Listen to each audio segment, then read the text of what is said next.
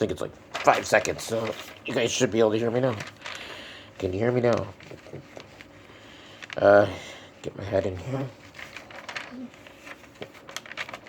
I think my head got bigger. Alright, so today we are going through the week, and it is Tuesday, in case you guys didn't know that. And there's kind of a long list, which I had to write down a bunch of stuff, but I will not go through all of this. Just go to John 12 and read through from verse 20 to the end of the chapter. Because when they went back, we saw that the Gentiles were starting to show interest in what Jesus had been teaching. And in that day, as you go back into the Old Testament, because again, that's all they had, but they were still doing the outer court, inner court, and the Holy of Holies section of the temple. So the Gentiles would have been on the outside, like outside of the gate, and then the women would be just inside the gate. And then from there would be the men and the disciples, and Jesus would have been inside there too, in the inner court. So they sent in, the Gentiles stopped Philip and talked to him and asked him to grant them permission to come in, so he had to go find Jesus. And along the way, he found Andrew. And so they both went and found Jesus. And then, while this was going on, I'm sure that the rulers were nearby. They were getting upset because he was getting a following.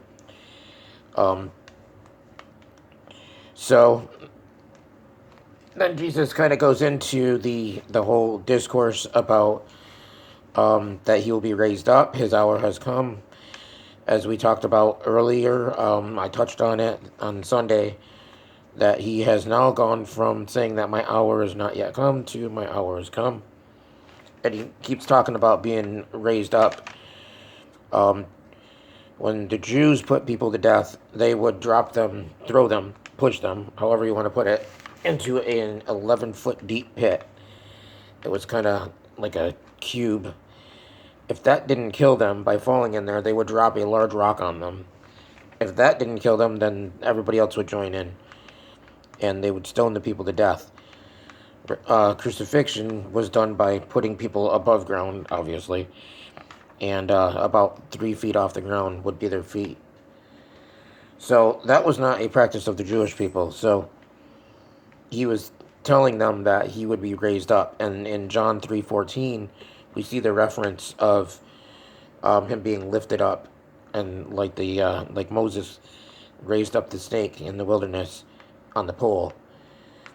You can go back and read that story. I don't want to make this too long for you guys, but if you remember, I'll just give you, the Jewish kids were getting bit on their legs and feet all the time by these poisonous snakes. It kind of alludes to that they were some kind of vipers or something. And so Moses held up this pole, and he said that if you guys will look on this, you will be saved and no longer be bit. So that was kind of a foreshadow of Christ being up on the cross, and by focusing on him, then his people will be saved and his sheep. So that's kind of a lot right there, but you can go back and read that. But definitely read John 12, verse 20 to the end of the chapter. There's another thing that goes on in this time. It says that they go home. If you go to Mark 11 and read 13 to 16, there's a second clearing of the temple. In John 2, you might remember that one of the first things he did was he went in and cleared the temple of the money changers. The interesting thing is, if you read it, in John 2, he said, "You are turning my father's house into a den of thieves."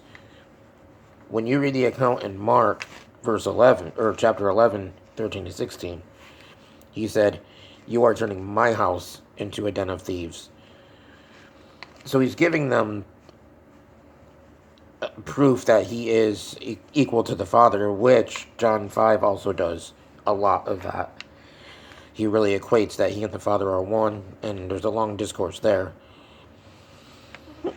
But, so, Mark chapter 11, this section also takes place on Tuesday, which, as we talked about yesterday, every day he would come from Bethany, where he would stay at his friend's house, him and his disciples, and that's where he would sleep. And then he would come back into town, which was about a 2-mile walk. And then he would go to the temple every day, especially this week. He would teach all day and then go up into the Mount of Olives and do a little more talking and relax, and then he would go back to Bethany to go to sleep. Well, Tuesday morning, on the way into town, he saw the fig tree, and it wasn't bearing any fruit, so he cursed it and proceeded into town. And when he got into town, there was the money changers and the people selling their things in the temple. So he cleared the temple again and tipped the tables over and threw everybody out. And the Pharisees and Sadducees were watching all that, and that got them even more angry. And then, as you go on in this chapter, well, you get to the end of the Mark 11 account, and the next day they were going into town, which we'll talk about tomorrow. But they're going into town, and they see the tree that Jesus cursed, and it's all shriveled up, like it's not even doing anything now. So, then you can read on through John 12, and it comes to the end where it said that many of the Jewish leaders and rulers believed in him, but because they sought the glory of men and not of God, they would not profess or confess him. And so there was that going on, and they were scared to be kicked out of the temple, so they had a very high place, which was kind of sad. Because we've talked about how in Matthew it even says that if you will not confess me before men, I will not confess you before my Father, which is in heaven. And that's kind of a bad place to be, because we're not guaranteed tomorrow, so just something to think about. But so then it goes from there, and it closes with Jesus talking about how the light is in the world, but it will not be in the world much longer, and darkness will come about. So he's talking about that he's going out of the world.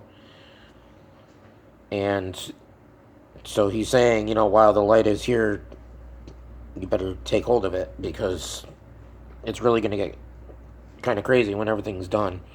People are going to be scattered, confusion, etc. All right, and then the very last thing he gives two references to Isaiah. The one is that they will not believe the report that is sent to them.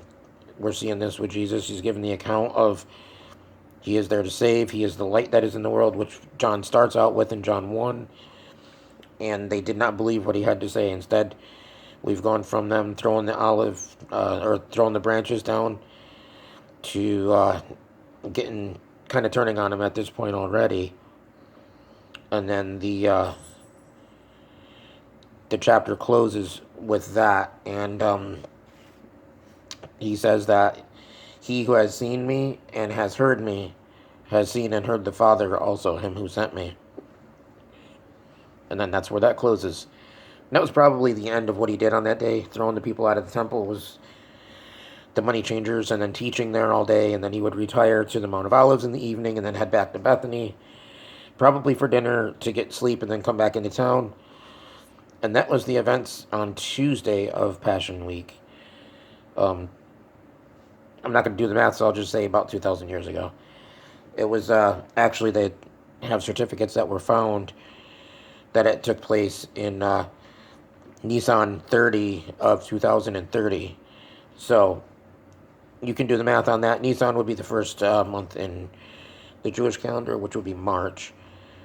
So I'll leave you with that. And definitely comment and throw some things out there, whatever you guys think, or if there's something I could have added a little more, or any questions you have or whatever, just write them in the comments. Subscribe if you haven't already. I got this playlist. I've got All Things Music if you're a musician also, and I do some teaching over there. And then we've got bass playthroughs, which I do bass playthroughs of a lot of songs. I've got about 75 on there now. I think we'll be up to today. But yeah, definitely like, subscribe, do all that kind of stuff. Share your favorite videos, and help me grow my audience. It's moving, but it's moving a little slow like I am today. So I'll be back Tomorrow we'll talk about what happened on Wednesday. All right, have a good day. God bless you guys.